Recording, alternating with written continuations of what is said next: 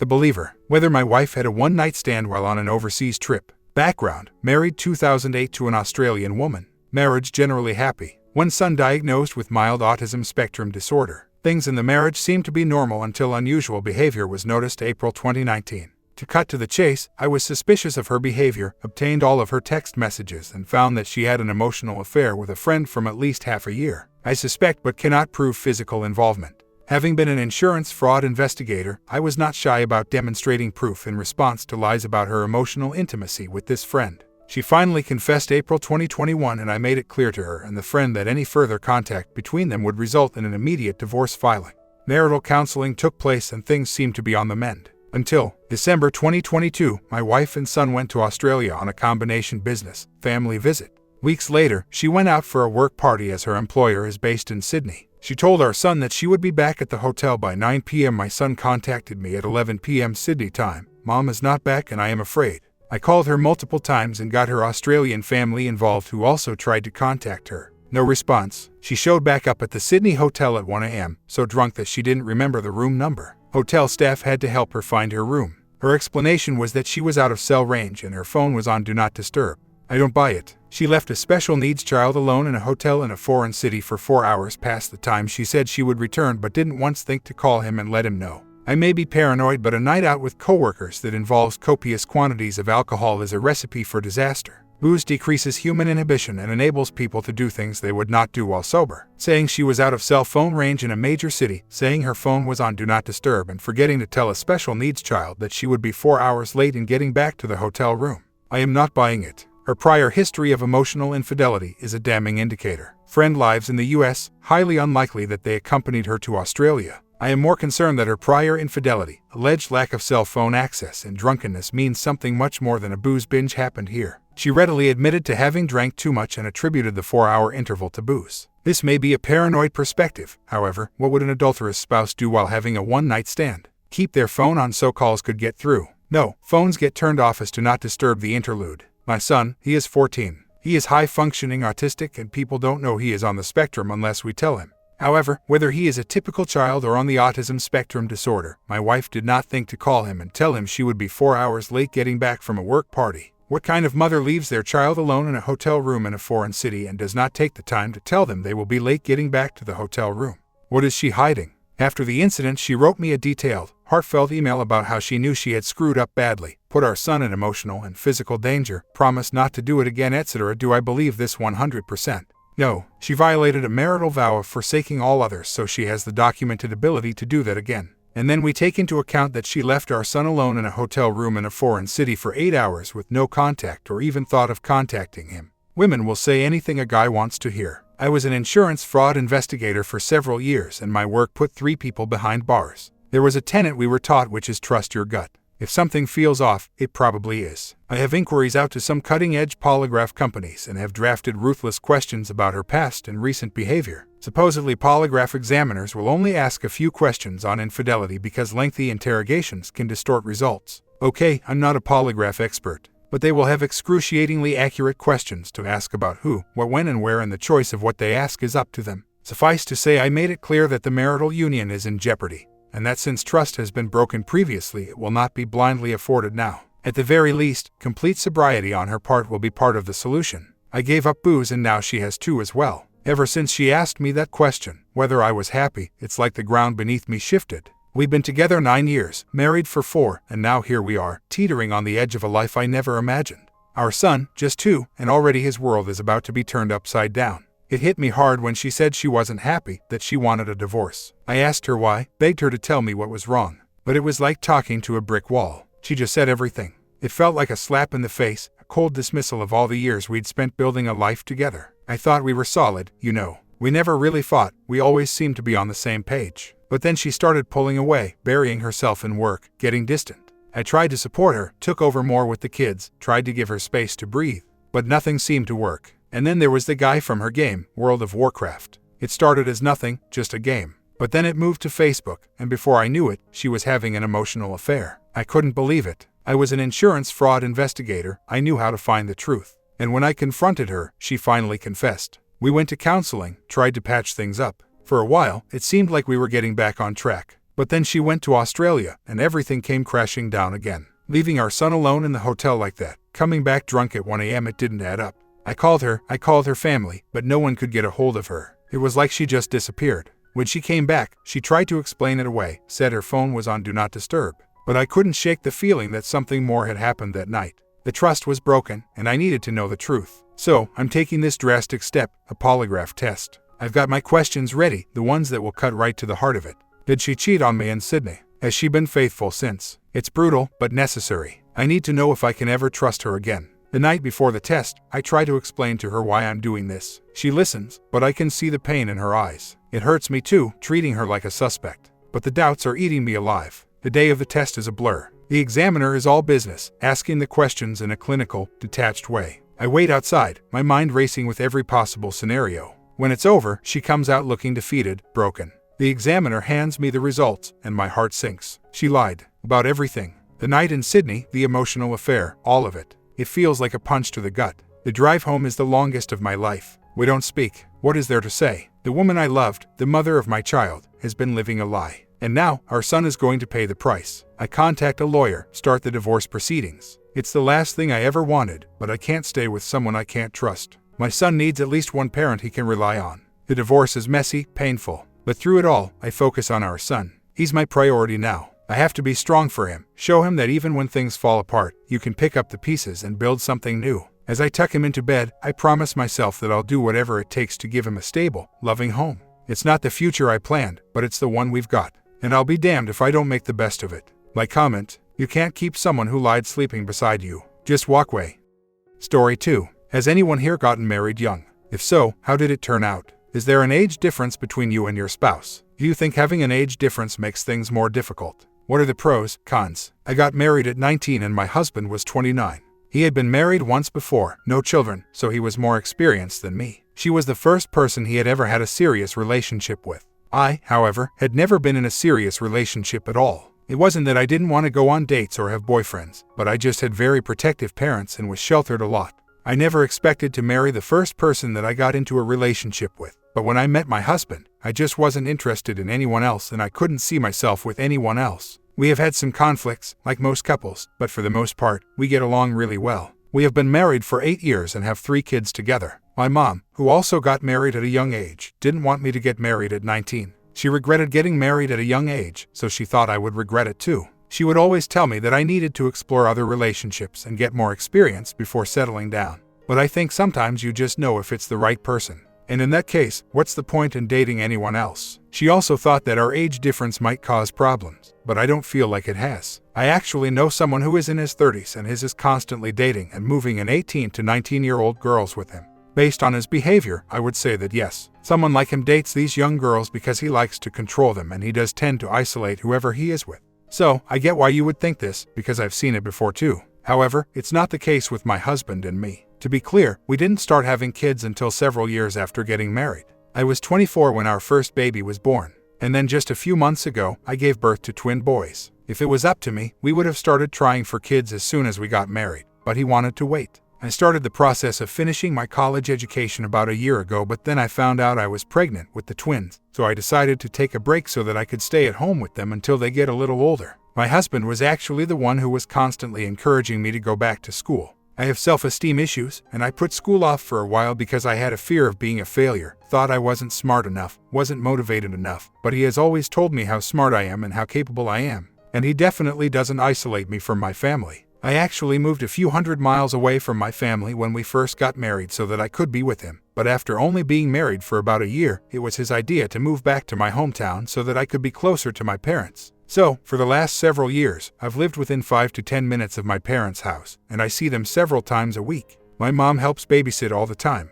I don't think my husband intentionally sought out someone who was 10 years younger than him. He was married once before me and she was the same age as him. I think that my husband was pretty inexperienced and had a lot of growing up to do himself when we first met. Even though he had been married before, they had no kids and she was the first serious relationship he had ever been in. He had never slept with anyone other than her either. So even though he was 10 years older, it really didn't feel like it.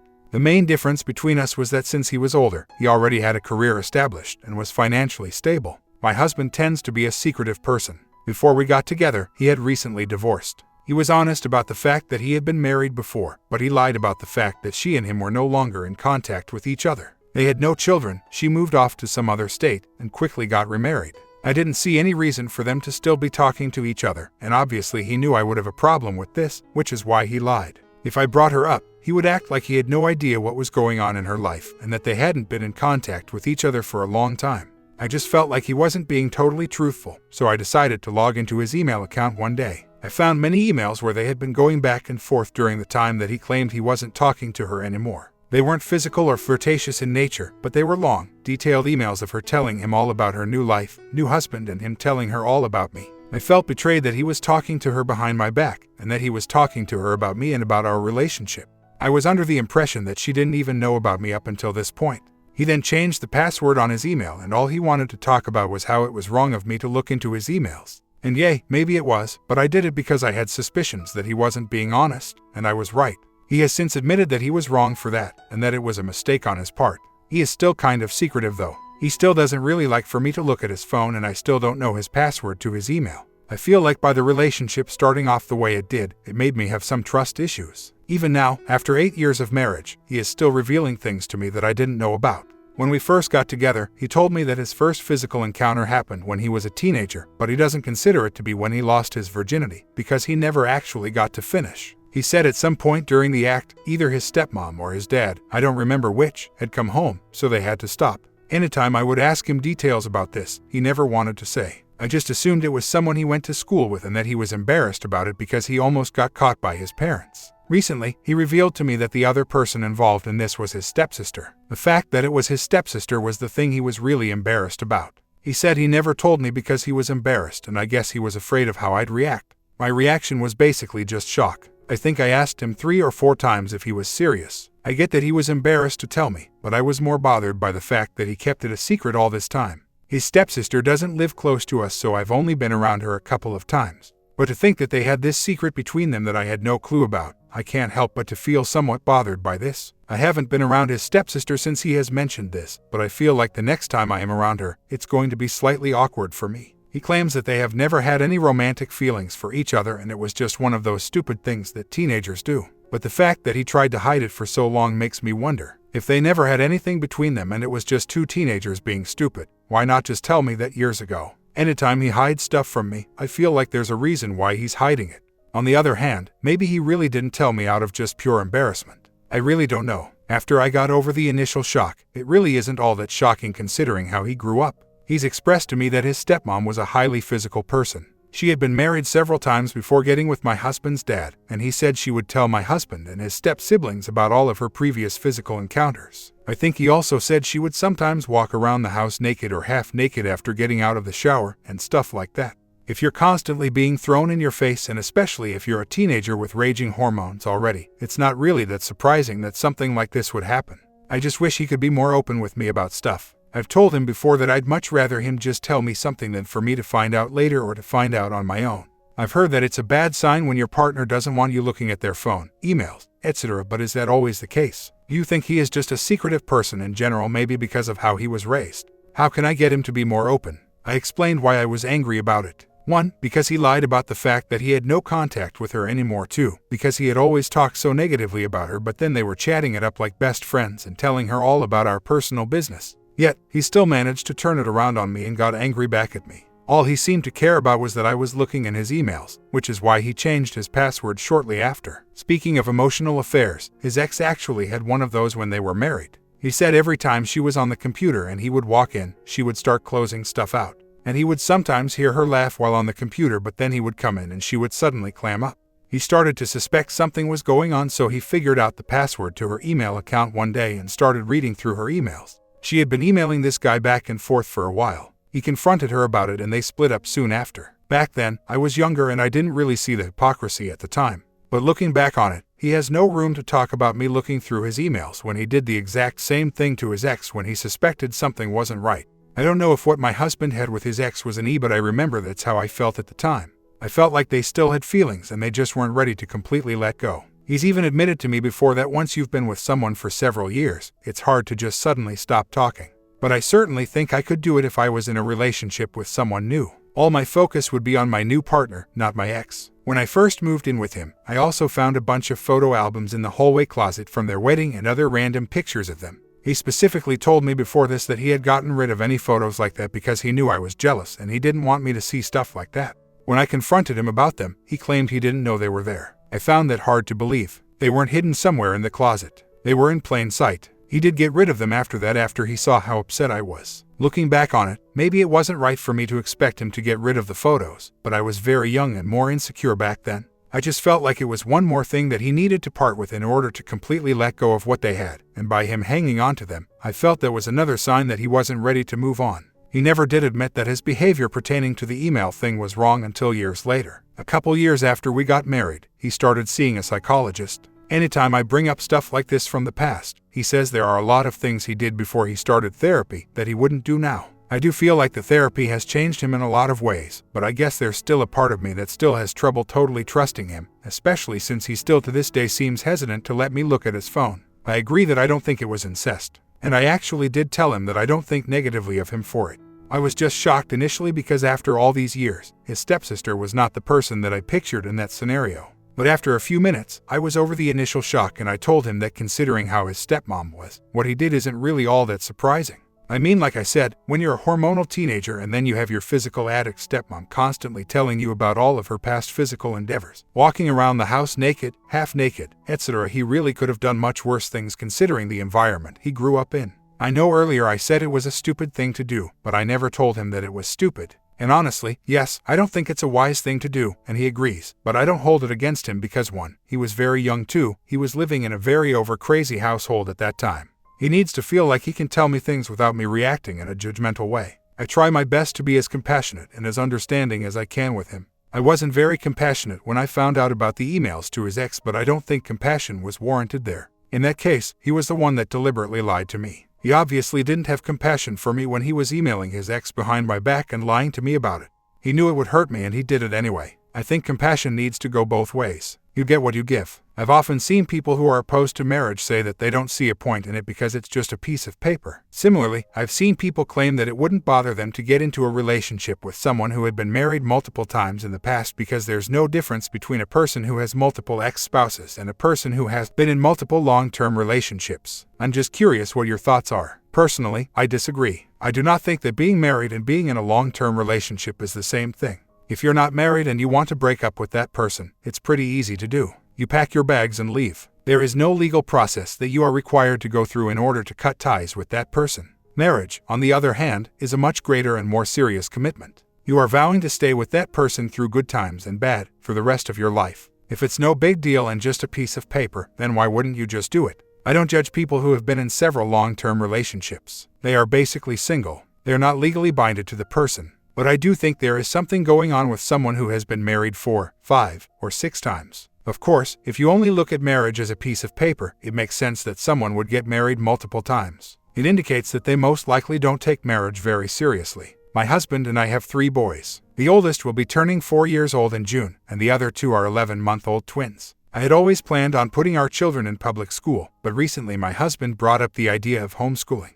Someone he works with homeschools their kids and says it only takes 2 to 3 hours a day. I don't have a very positive outlook on homeschooling, probably because I was homeschooled myself from 8th to 11th grade. There were some advantages. For example, I did start doing better academically, probably because I didn't have as many distractions. But I feel like the negatives outweighed the positives. I have 3 siblings and none of them were ever homeschooled except for me. Basically, my parents homeschooled me because I was best friends with a girl who came from a sort of troubled home and she had a bad reputation. I wasn't doing too well in school and they felt she was a bad influence. So, homeschooling me was their way of getting me away from her. I think the last straw for them was when my friend wanted to introduce me to a guy that she knew. This guy just so happened to be friends with my neighbor. So, one afternoon, the guy decides to go visit my neighbor and hang out. My friend told me that he was going to be over there and that he was planning to stop by and introduce himself to me after he left my neighbor's house. So, I sat on my front porch and waited for him to leave my neighbor's house. He stopped his car in the road in front of my house and motioned for me to come over. I walked down and stood a few feet away from his car, and we talked for maybe 20 or so minutes. He never got out of his car, and I never got into his car. Eventually, my parents looked out the window and saw me talking to him and stared me down until I told him I better go back inside.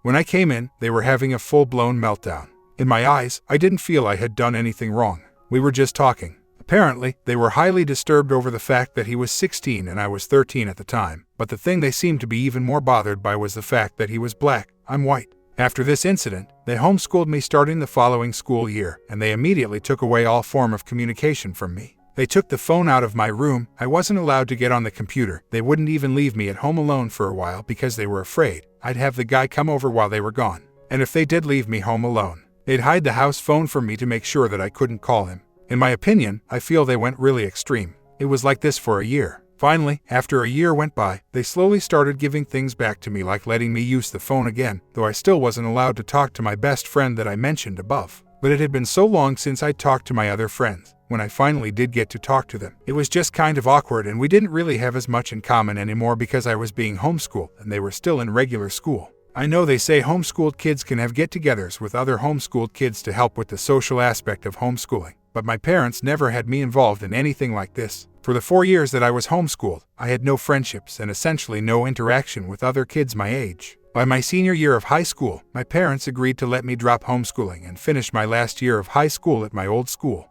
When I went to school for that last year, I had basically no social skills at all. I never talked to anyone. It was torturous anytime we had to work as a group or have any interaction with other classmates. If we had to speak in front of the class, I'd usually just take a 0 rather than do that. I feel I'm naturally more introverted and I think being in isolation for years only made me even more withdrawn. I say all of this to hopefully give you an accurate idea of why I have negative feelings towards homeschooling. My parents have always tried very hard to shelter me, and they've always been very overprotective. When I think of parents who homeschool, this is automatically what my mind goes to. I think of sheltering, overprotective, overly worrisome parents. Thankfully, although I still do have social anxiety, it has gotten better over the years. But it has taken a long time to even get to the point where I'm at now, and I can't help but to think that homeschooling for so long played a part in that. My biggest concern about homeschooling is the social aspect of it. Even if you do get your kid involved in gatherings with other homeschooled children, I just don't feel it's the same. I think children should be exposed to diverse groups of other children. I think they should be exposed to children of different backgrounds, races, religions, etc., not just other homeschooled children. Because once your child grows up and gets a job and starts to get a taste of the real world, they're going to see that the world is full of different people with different backgrounds and beliefs. I feel like a public school would offer the most diversity. I want to teach my kids that it's okay for people to be different. It doesn't mean they have to agree with everyone else's views, but they should be able to respect and tolerate differing views. I'm just curious what your thoughts, experiences are when it comes to homeschooling. I feel like I'm where I'm at in life right now because of my choices. I moved out at 18 to be with my now husband, which they didn't want me to do. I did it anyway, and we're now coming up on our 9-year wedding anniversary. My husband is a great guy. He has always provided for our family, and he's always treated me well. If it was up to them, I would never have gotten with him. He lived in another state at the time, and they didn't want me to be that far away from them, so they tried everything to talk me out of it, bribe me into staying. The thing about doing drugs and getting pregnant at a young age, I feel like if that's really what I wanted to do, I could have done it. I could have snuck out of the house to be with boys. I could have done lots of things if I really wanted to. Unless they physically tied me down and restrained me, there wouldn't have been any way for them to stop me. However, I didn't do any of that. I never snuck out, never drank, never smoked, had never slept together. I wasn't doing half the things my friend was doing. I can understand being concerned about your 13-year-old talking to a 16-year-old, although the fact that he was black is irrelevant to me, but I just think they way overreacted. Homeschooling can be isolating enough unless you're making a conscious effort to get your kid involved in social activities, which they were not. But to literally take away all form of communication to the outside world for a year of a kid's life on top of homeschooling them, I just don't think they realize the effect that can have on someone. Human beings aren't meant to live in isolation. It's not healthy and it's not natural. I just feel like homeschooling is a really easy way for parents to have full control over their kids. I feel like that was the biggest motivation and why my parents did it with me. So, I automatically have a negative association with it.